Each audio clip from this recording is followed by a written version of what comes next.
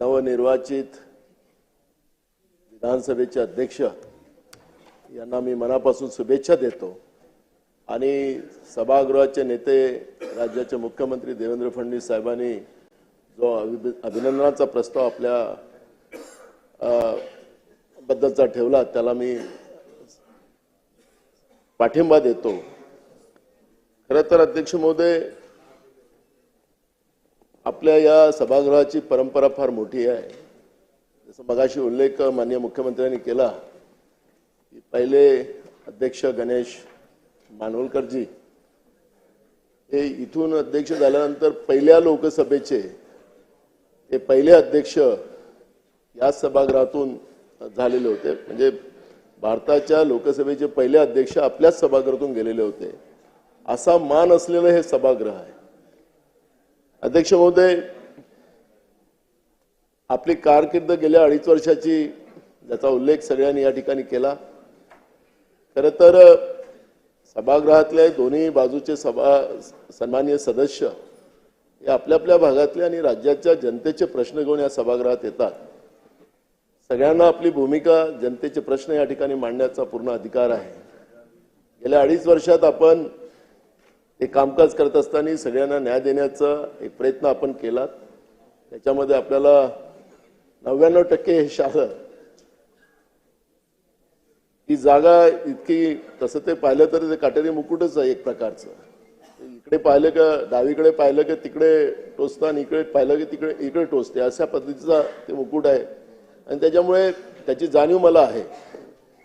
आपल्याला या ठिकाणी आपल्याला म्हणतात असं की सरकारला सांभाळण्यासाठी आपण बसतो, असं आपल्याला त्या ठिकाणी सांगण्यात येतं। पण खरं तर त्या खुर्चीचा एक वेगळा मान आहे। त्याच्यावर आरोप प्रत्यारोप कोणालाच करण्याचा अधिकार नाही, ना सत्ताला ना विरोधी पक्षालाही। आणि म्हणून अध्यक्ष महाराज, ही जी परंपरा आहे आणि या परंपरेला अजून ताकदीनं आणि आपल्या विधानसभेचं कामकाज हे देशपातळीवर कौतुकास्पद आहे। आपल्या विधानसभेच्या कामकाजाचं कौतुक पूर्ण देशामध्ये केलं जातं। आपण जे राष्ट्रीय आपली जी परिषद असते अध्यक्षाची, त्याच्यातही आपण गेलात, मी पण गेलो त्या मीटिंगला। त्याच्यामध्ये आपल्या राज्याच्या कामकाजाच्या बद्दलचं कौतुक देशपातळीवर होते आणि ही परंपरा अजून द्विगुणित व्हावी, याच्यामध्ये अजून आपल्याला चांगल्या पद्धतीनं त्या ठिकाणी कामकाजामध्ये सुधार करावा, अशा सूचना या ठिकाणी आलेल्या आहेत। मी अध्यक्ष महोदय, मी जे निवडून आलो त्याच्याबद्दलचं एक टिंगल तुम्हाला आता नंबर द्यावा लागेल यांना, उपमुख्यमंत्र्यांना। 1 नंबरचा उपमुख्यमंत्री आणि 2 नंबरचा उपमुख्यमंत्री असे नंबर द्यावा लागेल। तुम्ही 2 उपमुख्यमंत्री बोला म्हटलं तर दोघे उभे होऊन जातील, त्याला नंबर द्यावा लागेल भविष्यात। पण मला मिळालेल्या 208 मताधिक्याच्या बद्दलची टिंगल या ठिकाणी उडवली गेली। अध्यक्ष महाराज, खरं तर इथं निवडून आलेलाच माणूस येऊ शकतो, तो किती मतांनी आला त्याची गिनती नाही, ते सुरुवातीलाच आकडेवारी असतात। मी पण विदर्भात सगळ्याच्या हायस्ट मतांनी, मी आणि देवेंद्रजी आम्ही जेव्हा पहिल्यांदा 99 इथं आलो, 2004 मध्ये सगळ्यात हायस्ट मतांनी आलो होतो।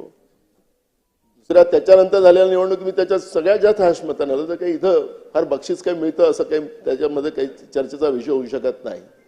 लोकांनी मतदान केलेलं आहे आणि त्या मतदानाच्या आधारावरच या सभागृहात मी आलेलो आणि म्हणून त्याबद्दलची टिंगल या ठिकाणी केली जाते। अध्यक्ष महोदय, त्यानिमित्तानं जनतेच्या मताधिक्यावरच या ठिकाणी हास्यकल्लोळ करायचं असेल अध्यक्ष महाराज, तर हे काही बरोबर नाही। आणि म्हणून मी अध्यक्ष महाराज या ठिकाणी एवढंच सांगेन की एक गोष्ट लक्षात ठेवली पाहिजे। जसं मातंगवाडीचा उल्लेख आपण केलात सन्माननीय दोन्ही उपमुख्यमंत्र्यांनी, आखरी मतदानाचा अधिकार, आपण त्याला मतदाता राजा म्हणतो, तो दान करतो म्हणून त्याला राजा म्हणतो।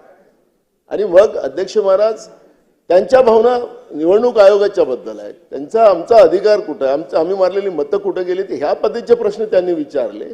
आणि आम्ही काही प्रश्न काय विचारले होते की जे 76 लाख मतं रात्री झालीत, त्या मताचं उत्तर आम्ही निवडणूक आयोगाला विचारलेलं आहे की हे कसं आलेलं आहे, त्याचे फुटेजेस होतात, त्याचं रेकॉर्डिंग केलं जातं, हे आम्ही मागितलेले आहेत।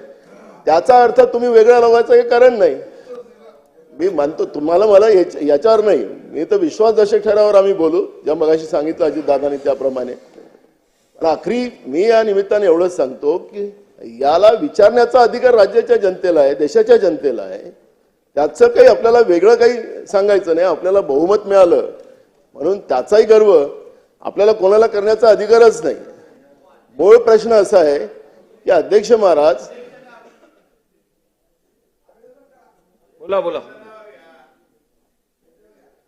म्हणून माझा या ठिकाणी एवढाच उल्लेख आहे की अध्यक्ष महोदय, याचा अर्थ असा नाही की बहुमताच्या आधारावर विरोधकांचा आवाज दाबण्याचा प्रयत्न व्हावा असं सभागृहात असं होता कामा नये. अध्यक्ष महाराज, मी अध्यक्ष महाराज या ठिकाणी जास्त न बोलता, कारण की अजून खूप आहे, घोडा मैदान खूप आहे अध्यक्ष महाराज, त्याच्यावर खूप सारी चर्चा करता येईल.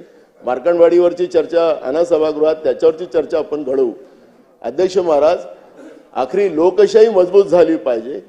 लोकशाही मजबूतीचं, कारण की महाराष्ट्र हे एक राज्य असं आहे की याला एक वेगळी परंपरा या राज्याला आहे. कर्मभूमी बाबासाहेब आंबेडकरांची महाराष्ट्र राहिलेली आहे. शाहू फुले आंबेडकरांचा विचार या महाराष्ट्रातूनच जन्माला आलेला आहे.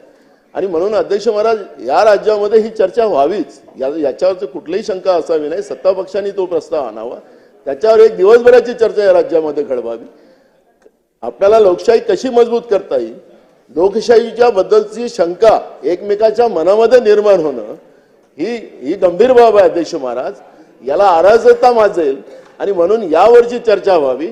आणि तुमच्याकडून आमच्या अपेक्षा अध्यक्ष महाराज, मी तुम्हाला पुन्हा या ठिकाणी खूप खूप मनापासून शुभेच्छा देतो आणि माझे काँग्रेसच्या वतीनं, काँग्रेस पक्षाच्या वतीनं शुभेच्छा देतो आणि 2 शब्द संपतो.